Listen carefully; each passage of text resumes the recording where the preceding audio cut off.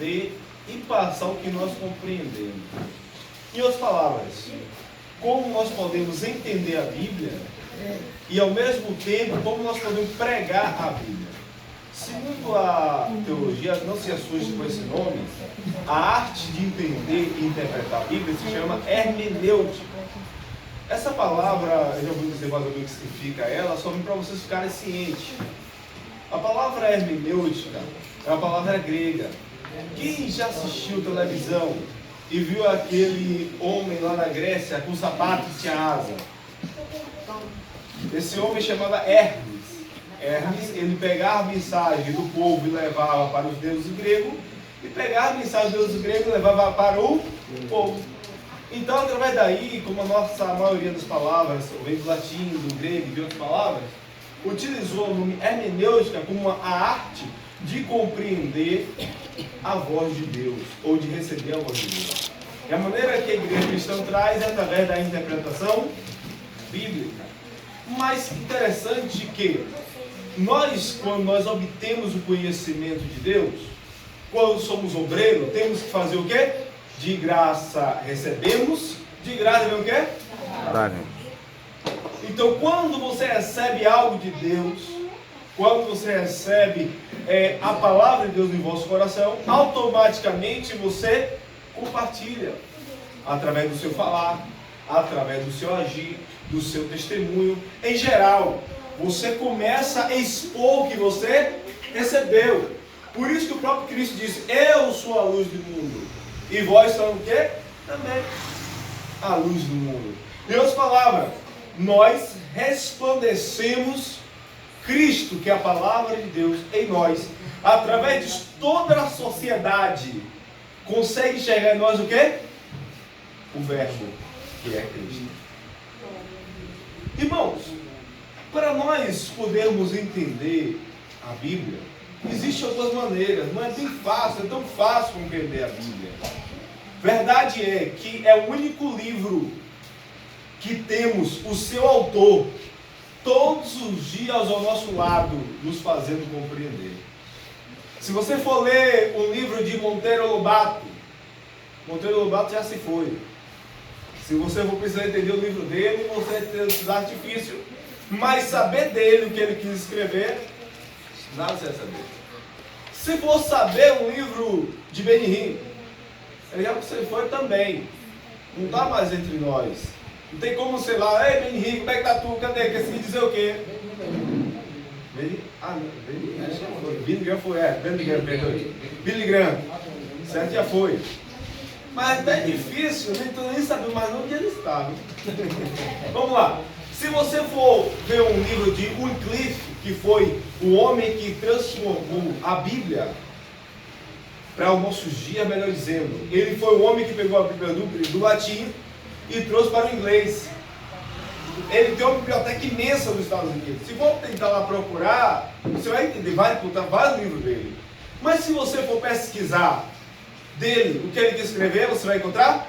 Não, porque ele já foi. Mas eu tenho certeza que essa Bíblia que nós temos na mão, tirando a maneira e artifício que vamos aprender essa noite, mas temos o seu autor todos do nosso lado, para nos ajudar a compreender. Por isso que a Bíblia é um livro espiritual, não um livro carnal. Existem vários advogados que, quando ele vai estudar direito, ele tem que ler a Bíblia toda para poder refutar algumas coisas, para poder pegar com base de alguma coisa, mas mesmo assim não consegue compreender. Por quê? Para o homem carnal, como disse o apóstolo Paulo, essa palavra é loucura, o evangelho é loucura. Mas para nós que somos espirituais, essa palavra é a salvação. Essa palavra é a graça de Deus em modo de salvação. Então devemos a cada dia aprender e meditar. O profeta Oséias disse: conheçamos e prossigamos em conhecer o quem? Ao Senhor. Não devemos somente conhecer nesse momento e parar aqui, mas cada dia devemos buscar o conhecimento de Deus. Por que devemos estudar a Bíblia? Por que devemos utilizar parâmetros para poder entender a Bíblia? para que a gente não possa começar a desfalcar no meio do dia a dia e trazer doutrinas que não são reais. Um exemplo, eu vou começar a falar aqui algumas coisas que algumas pessoas traduzem de maneira assim meio que equivocada. Com asneira. Meio que equivocada, meio que não tá batendo muito certo não. Alguns de vocês já leram a Bíblia no livro de João, Mateus, Evangelho, né? Mateus, Marcos, Lucas e João. Muitos já leram. Eu ouvi falar que Pedro cortou a orelha de uma pessoa quando foi crucificar, quando foi prender Jesus. Quem foi essa pessoa? Marco quem? O soldado Malco. Quem concorda com a irmã Paula Cristina, que foi soldado Malco? Malco não era soldado. Malco era o quê? Malco, ele era um pretendente como é que chama? Abra aí no livro de João. Isso. No Evangelho de João. Sacerdote, ele estava estudando. Ele era um aprendiz sacerdote. Ele era servo do sumo sacerdote. Aí eu faço a pergunta para vocês. Servo do sumo sacerdote, ele tinha que ser da tribo de Levi. Se ele era da tribo de Levi, ele não poderia o quê? Ser soldado, porque soldado só era romano naquela época. Então ele não poderia, nenhum levita poderia ser soldado, poderia carregar arma. Então não existe possibilidade de ele ser o quê? Soldado. Ele é o servo do sumo sacerdote. Aí muitas pessoas aí fora pregam que ele era um soldado. Porém, a nossa Bíblia, abre aí comigo o livro de João, o Evangelho de João.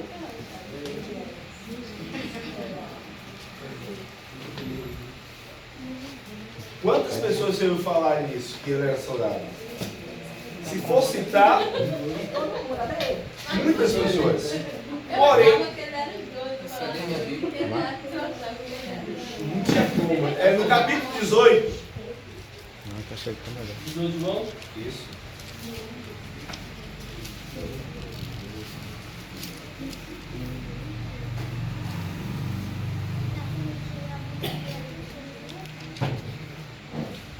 Aí vamos lá, ó.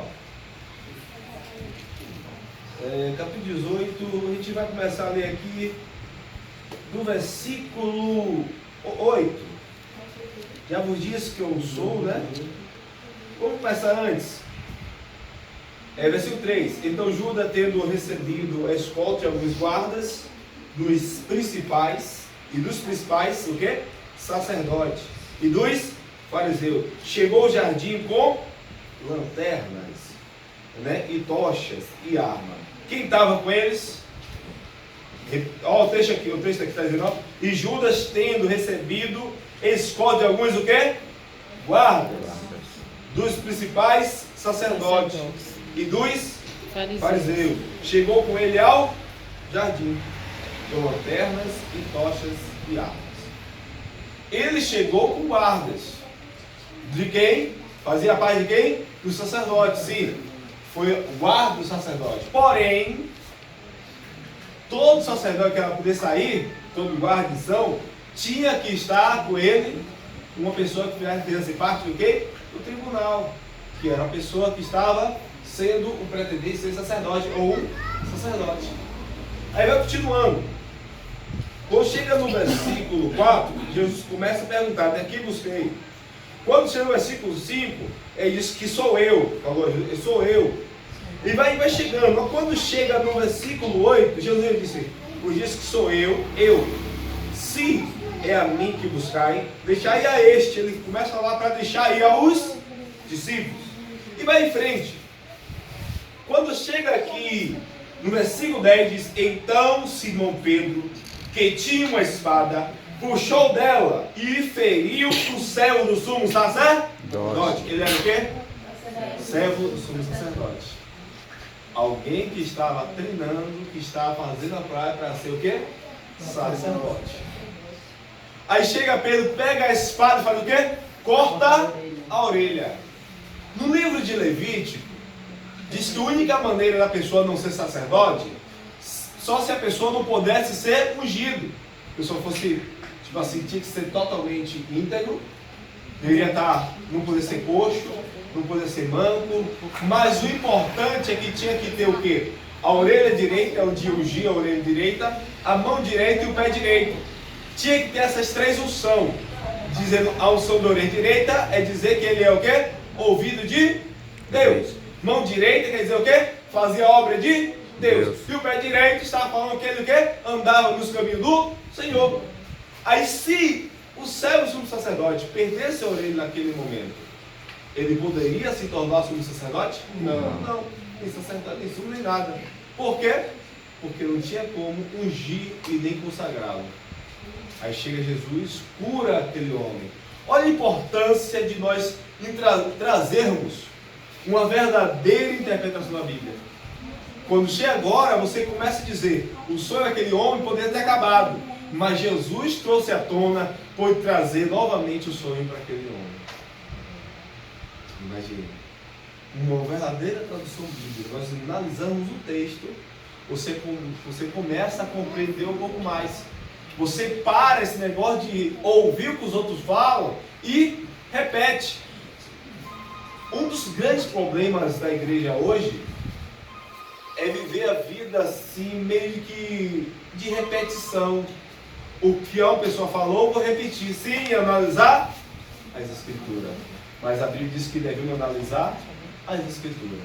Devemos buscar nela o proveito para a nossa vida, porque ela é boa para ensinar, para advertir, para aconselhar. E se devemos o quê? Analisar a sua totalidade. Mas é verdade que a Bíblia fala, está escrito na Bíblia, que os humilhados serão exaltados, os exaltados serão humilhados? Não. É verdade isso? Hã? Eu acho que sim. Acha? Eu acho que sim. Eu acho que só é os humilhados serão exaltados. Os humilhados serão exaltados? Por exaltar o humilhado, a outra parte não. Alguma pessoa acha mais que a Bíblia tem esse texto? Os humilhados serão exaltados? Eu acho que é ditado popular. Não, está escrito Aonde? dessa forma, porque a gente aqui pode até interpretar. Tá escrito onde? Quem achou esse texto, por favor, me mostre agora. É o Evangelho de Jesus que está escrito isso? Aonde? Não, não. Quem pode me mostrar esse texto da Bíblia? Eu já ouvi falar agora. Desde o semelhante é isso que está falando. A questão é essa, é que nós ouvimos tanto falar, e de tanto falar, nós gravamos e utilizamos como um jargão, um modo popular de se falar. Não existe na Bíblia esse texto, que os humilhados serão exaltados e nem os exaltados serão humilhados. Porém, no livro de Tiago, no capítulo 4, versículo 6, abre aí, por favor. Ou melhor dizendo, capítulo 4, versículo 6. Tá anotando? Abra aí e lê para mim como está na Bíblia. 4, 6. 4, 6.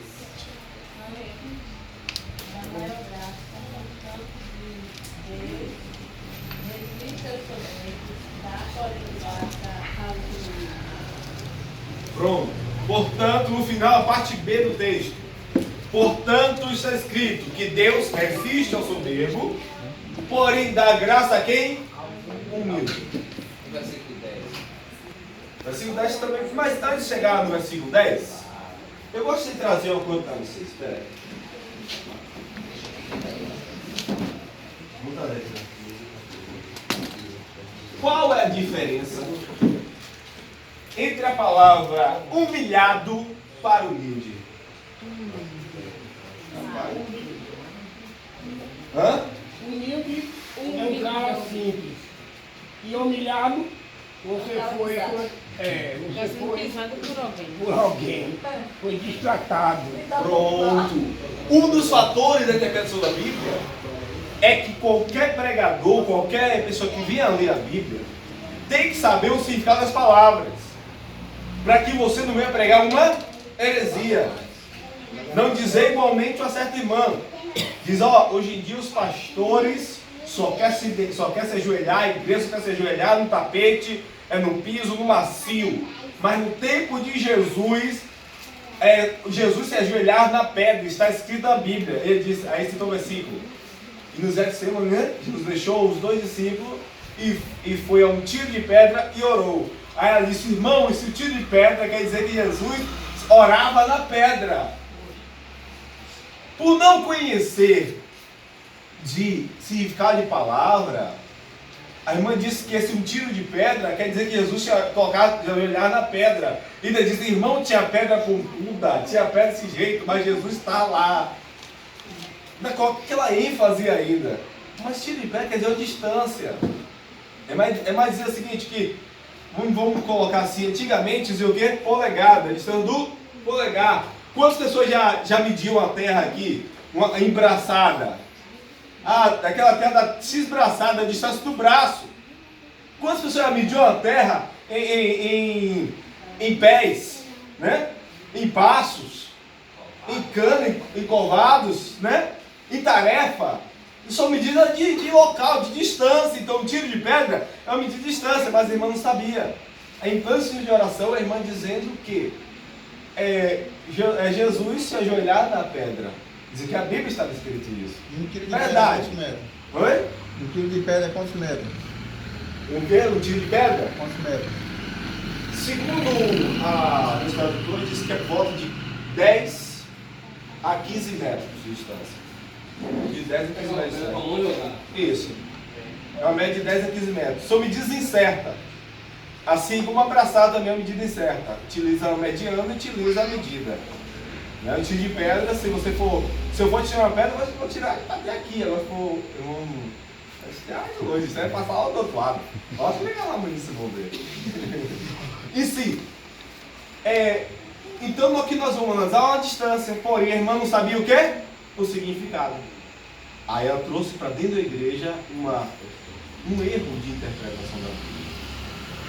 E muitos começaram a pregar isso, que você olhar na pedra, você olhar na pedra, mas sendo que isso era uma distância. Entendeu qual a situação? Aí eu perguntei, como falei no instante, a diferença de humilde para humilhado. Humilde é que a pessoa em si mesmo se acha incapaz. Que o irmão disse, é uma pessoa simples, uma pessoa que não se exalta, a pessoa não é soberbo. Isso é uma pessoa humilde. Humilhado é se eu chegar aqui e começar a destratar uma pessoa. Dizer, olha, você é feio, você é gordo, você é magro, você é branco, você é preto. Eu destrato a pessoa, eu faço o quê? Humilho a pessoa. Ou por uma coisa que eu tenho, uma coisa que eu não tenho, ou a situação que esteja acontecendo. Vamos dizer que eu seja uma pessoa, um policial, chegue na rua e te humilhe, porque você é um simples cidadão. Ou porque eu sou uma pessoa importante, sou dono de uma loja, você entra e eu não quero você em minha loja aqui não. Isso eu estou te humilhando. Mas nem sempre quando a pessoa te humilha, é sinal que você é humilde. Quantas pessoas foram humilhadas aqui, mas chegou, levantou a cabeça, você que é assado, você que é cozido, e vai levando. Nem sempre que é humilhado é humilde. Então nem sempre as pessoas que são humilhadas, Deus vai exaltar. Mas sim, todo aquele que é humilde, Deus não resiste, mas se ele escuta a oração, ele ajuda, ele fortalece, ele dá ânimo. Porque quando Deus vê a humildade dentro de você, ele se envela em prol da sua vida. Porém, a todo soberbo, Deus resiste. Qualquer pessoa que se acha seu tal, seu bambam da história, Deus o quê? Ei, você não se acha? Vá sozinho. Não é você que pode fazer tudo? Vá sozinho. Você não precisa de mim. Mas qualquer pessoa que seja humilde. Por isso que o próprio Cristo, quando chega nas bem-aventuranças, ele diz o seguinte, bem-aventurados pobres de espírito, porque dos tais é o reino dos céus. O que é pobre de espírito? O que é uma pessoa pobre de espírito? O que é uma pessoa pobre hoje? Uma pessoa que está necessitado, uma pessoa que está precisando, uma pessoa que não tem o que mantém nele. Certo? Porém, ele diz pobre de espírito, uma pessoa que se sente necessitado de todo momento, está buscando a Deus, ser necessitado de Deus, de buscar, de sentir a presença de Deus. É aquela pessoa que diz, eu não posso ir só, eu preciso de Deus para ser alguma coisa. Eu preciso que Deus me ajude. É uma pessoa pobre, uma pessoa que se sente necessitado espiritualmente de sempre estar buscando de Deus.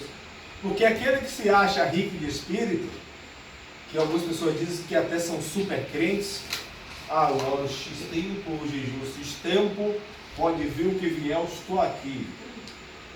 Pode ter certeza que esses são a maioria que infelizmente desfalece no meio da caminhada. Porque quando a pessoa acha que consegue sozinho, no meio da caminhada ele cai. Quando tem alguém que segure, ele fica caído. Mas aquele que sempre é dependente de Deus, no meio da caminhada, sempre o Senhor o ajudará. Amém. A graça de Deus nos basta. Né?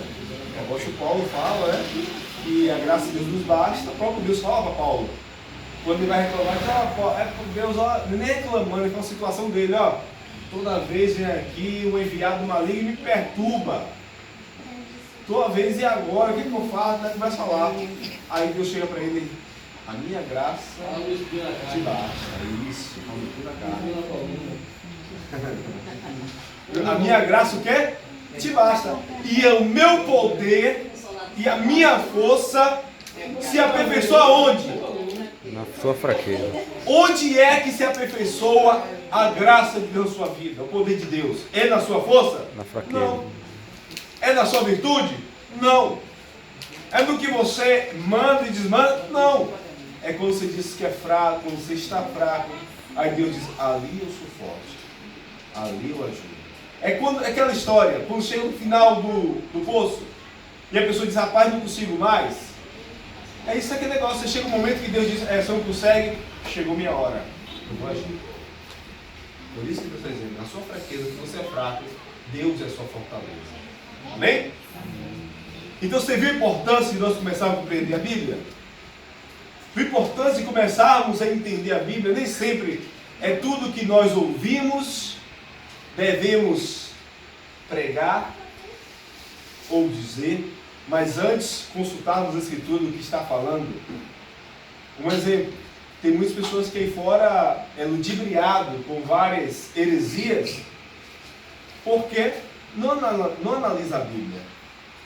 Um certo grupo de pessoas, eles dizem que no livro de Apocalipse 14, versículo 1, diz que o povo está com 144 mil pessoas, né? Homens, diz que ali diz que já é o céu. Porém, ali o texto está falando que está no monte. Aí diz que é figura de linguagem. Mas tem que analisar o texto, o que é que fala aquele texto? Que figura de linguagem é aquela? Para que você futuramente não venha o quê? Perturbar a sua mente e não saber o que você crê. Vamos seguir adiante. Irmãos, a importância de compreendermos o texto bíblico é muito grande de analisarmos. É muito grande mesmo. Existem duas maneiras de compreendermos a Bíblia. Quais são as duas maneiras? Uma é você utilizar uma palavra chamada exegese. E outra, a exegese. Então, olha, não se preocupe não, vou explicar isso aí, viu? Eu vou explicar o que quer dizer cada palavra aqui. Você já viu aquele negócio do avião, né? Que tem avião, aperta o botão de ejetar, apertou esse botão, a pessoa voa. Já viu aquele negócio da televisão? Aquele vou pro banco tudo. Ejeta, né?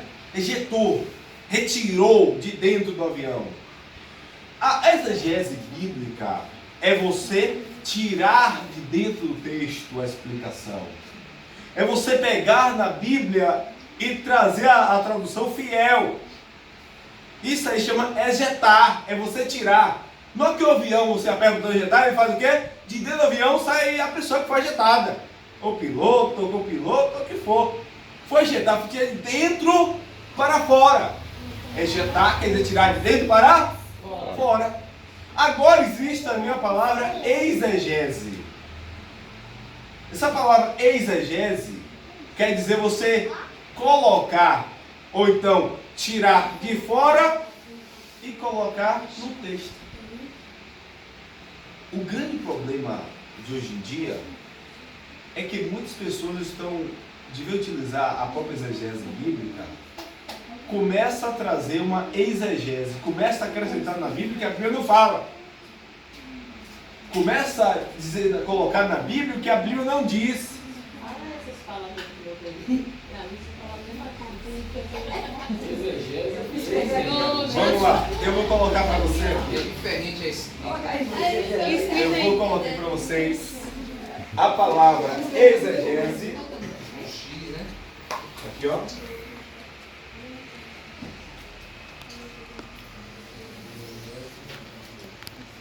Vou até pagar aqui, porque se a gramática, vou pagar aqui, eu fico com gelo. S. Tem que voltar pra saber. Esse aqui não é fixo não, né? Se for.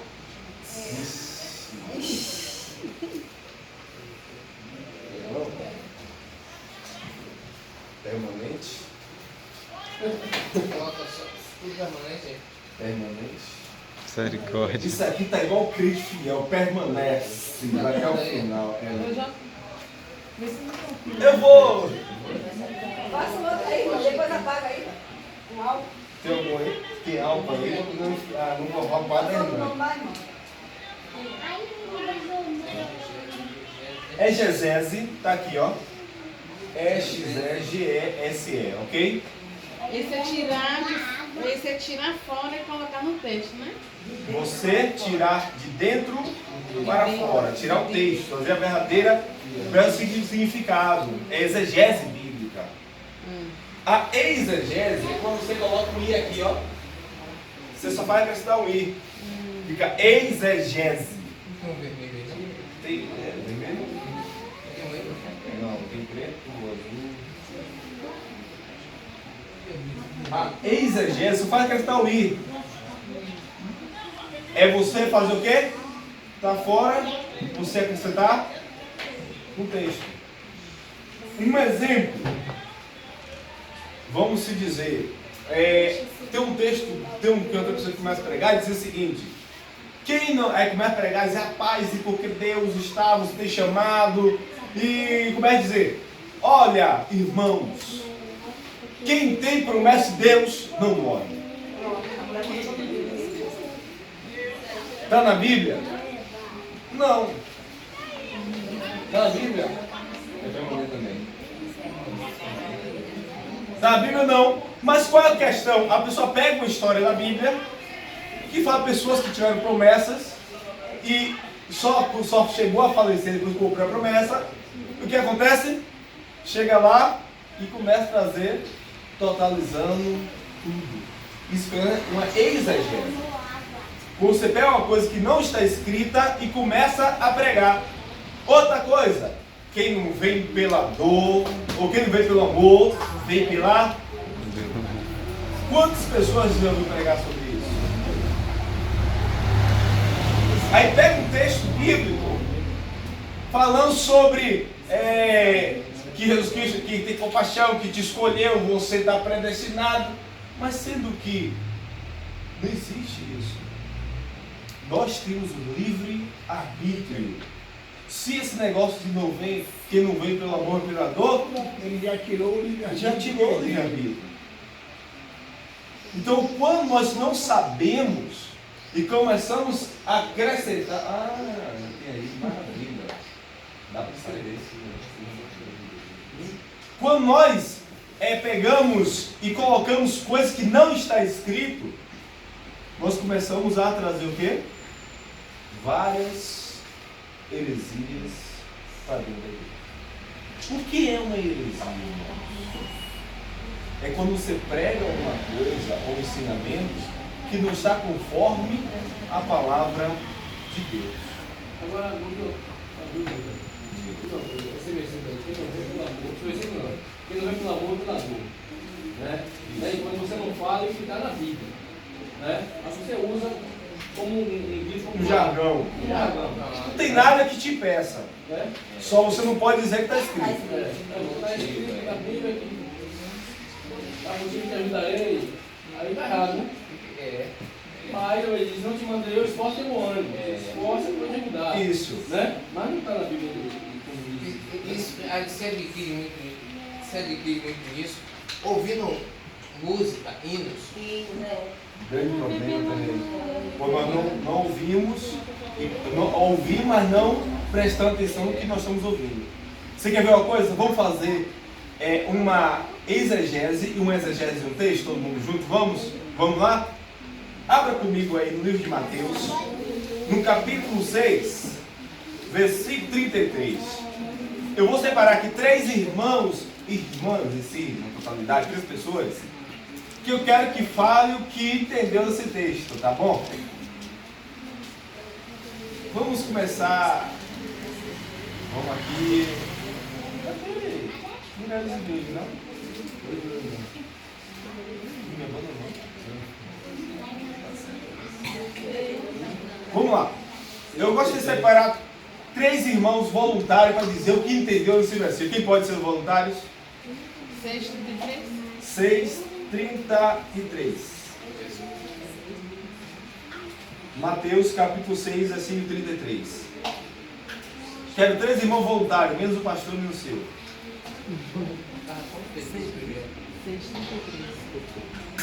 Quem? Ilana? Pronto, já olhou para mim, ela não é voluntária. Que devemos buscar primeiro a Deus, as coisas de Deus, para que as outras coisas carnais que nós almejamos, buscar primeiro o reino de Deus, para que as demais coisas assim elas venham ser acrescentadas nas nossas vidas. Pronto, irmã. Como essas demais coisas assim, é o que essas demais coisas assim? Eu acredito que seja bênçãos assim, carnais, que a gente almeja, né? Assim, uma casa, um carro, um exemplo. Pronto. Ou então, assim, a salvação de uma pessoa da nossa família. Pronto. Então, quando a gente busca primeiro o reino do céu e da justiça, as demais coisas que a gente deseja, né? Tudo que a gente deseja assim, vai ser realizado. Não é isso? É. Irmão, o que você entendeu no texto?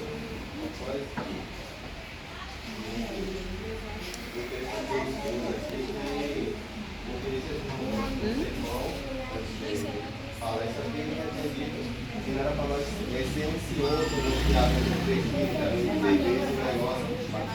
E aí, ele ensinou depois, porque não seja ansioso do que você vai comer, do que vai vestir, nem nada disso. Primeiro busca a mim, o meu reino, e a minha justiça, e as demais coisas que eu acrescento no seu dia a dia. E o que seriam essas demais coisas?